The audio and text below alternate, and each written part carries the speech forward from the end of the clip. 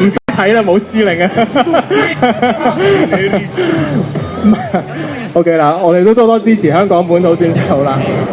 好啦，阿楊咩就揀咗阿 Ken 同埋呢個泰王，咁阿 Marco 選手咧就揀咗都係一句啦嚇，就係揀咗 Kazuya 同埋呢個泰王嘅。咁其實泰王都係一個好穩陣嘅角色咧，係可以防止到難俾人逼埋長少少㗎，冇咁辛苦去打得。咁但係當然啦，兩個角色一樣嘅時候，就要睇邊個技術高啲啦。有個硬直出現咗，下中拳重腳。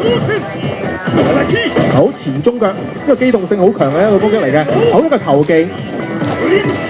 好啦，又逆轉角色啊！阿 Marco 喺個角落頭啊，有機會啊嗱，話咁快又中一套 combo 啦。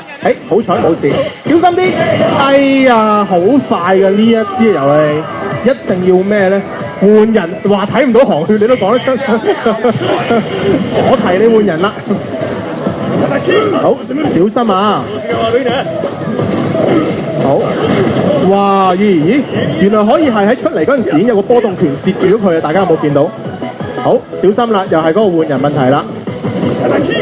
好，哇，好靚啊個位置投技嗰 part。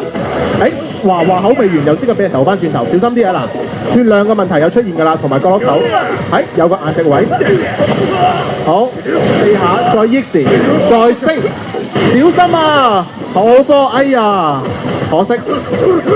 不過都唔緊要，因為小血啲個位已經喺入邊啦 ，Ken X 波動拳，好靚一個連技，再嚟。有個硬直位出現，但係即刻有個 Ken 出嚟補救住先，可以唔使俾人打。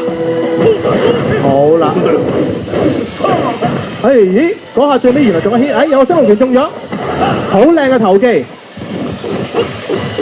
好，小心啊！